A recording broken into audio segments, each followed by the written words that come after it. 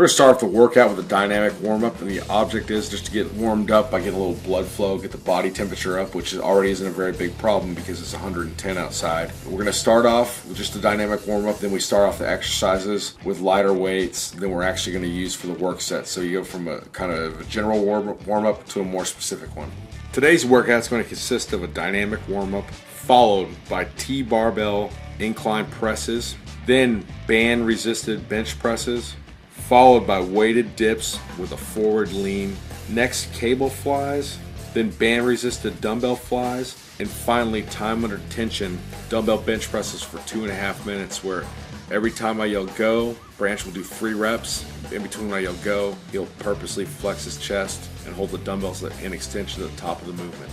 Here's Branch just warming up to the bar, getting a good full range of motion. If you watch his chest, you can see him getting that good contraction, not only at the bottom of the rep, but at the top of the rep, getting that good squeeze. There you go.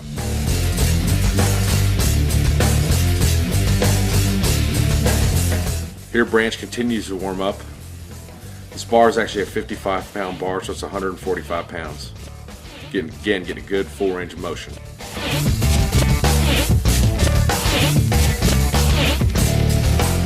Here's Branch up to 235 pounds. Again, getting that nice solid full range of motion.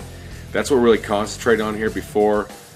He was having problems not getting that full range of motion. Now he wanted to really concentrate on that.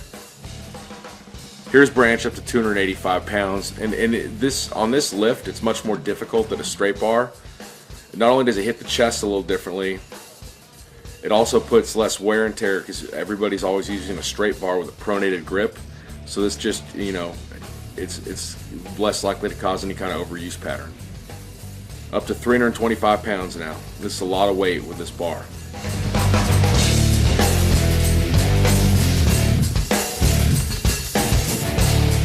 Again, even with a heavier weight, watch Branch's form doesn't suffer, and really watch his chest. If you have any doubt, a lot of people believe, you only get the chest work out of the bottom, but look at his chest contract at the top. This is just a regular barbell bench press, but we have a resistance band. So what the resistance band's doing is providing resistance the whole way through the range of motion. So, generally with a regular barbell bench press, you're going to get to the top, and if you push the bar explosively enough, it's almost like you have to sort of decelerate it. What that band does is kind of counteract it by providing resistance the whole way through. So when you kind of normally would put on the brakes, it's going to provide more resistance, so you're going to push the whole way through.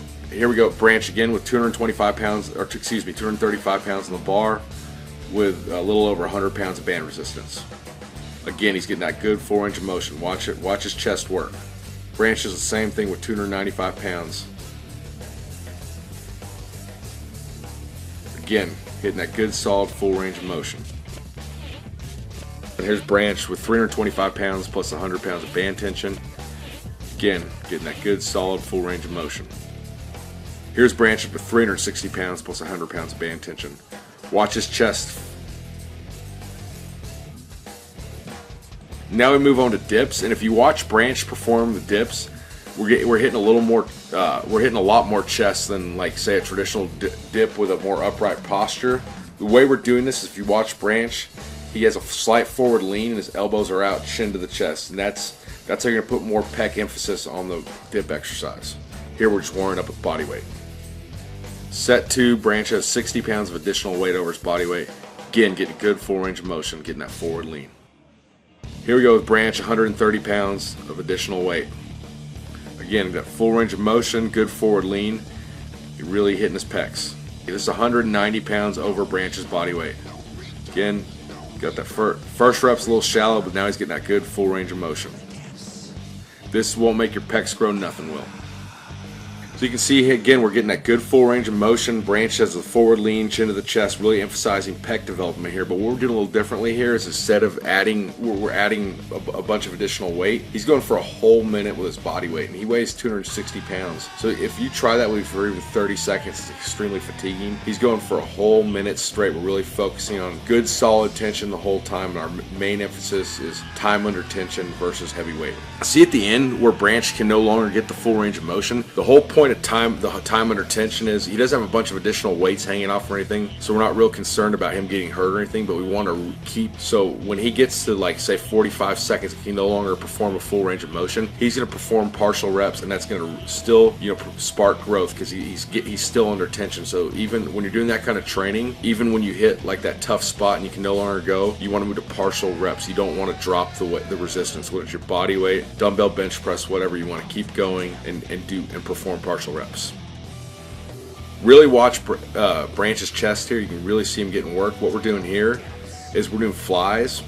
The reason we're doing with cables here is we do it a number of different ways, but the reason in this instance we're doing cables is because if you watch it, there's a very good, it provides resistance throughout the whole range of motion, because when you use a dumbbell, you get a solid stretch at the bottom, but as you bring the dumbbell together, it becomes much easier, sort of like you put on the brakes. With cables, a constant resistance is provided, and that's the emphasis we're going for here, is the peak contraction at the top of the rep. As you notice, he'll hold the weight together.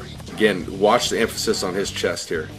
Again, initially he didn't start off holding the weight together, and I had to tell him you have to hold the weight together. That's the whole point, is the peak contraction at the top of the rep. And again, we're going here for time, so he's going to go the best he can. It was time. If you have any doubt about the validity of this movement, again, watch Branch's chest, and that should remove all doubt. Again, we're trying to get him to hold the weight here together, but he's extremely fatigued at this point.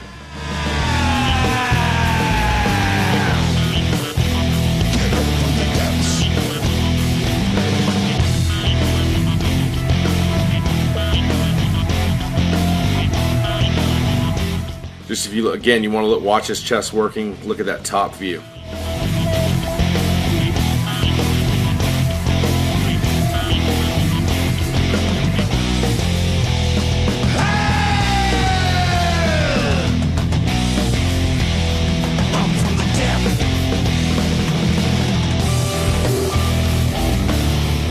Again, watch this movement. This is one, I'm not going to say I invented it, but I haven't seen anybody else do it. And the whole idea here is, if we look at the great part about cables, is you get that constant resistance, that peak contraction at the top, so it's sort of like a peak contraction movement. Dumbbells, on the other hand, provide a great stretch at the bottom of the movement, but as you bring the weights together, you no longer have much resistance. You're kind of put on the brakes. The bands provide the best of both worlds. You get that great stretch at the bottom, like a dumbbell normally provides, but you also get that peak contraction, because as you squeeze the weights together, the bands provide more and more and more resistance, so it makes it difficult, like a cable, getting constant tension throughout the movement, but that great stretch at the bottom of the movement. Again, this is not easy. It's constant tension throughout the entire range of motion.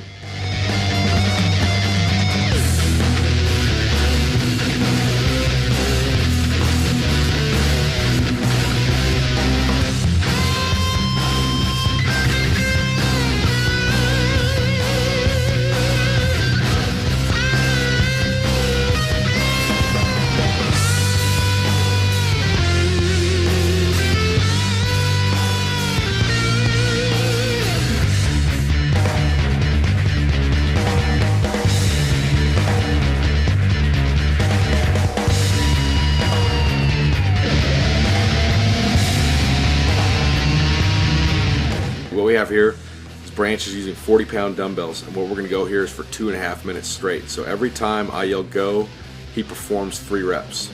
Again, emphasizing the full range of motion, and when he's holding at the top, he's really making an emphasis on squeezing his chest, so you can see from right there, but just focus in on his chest.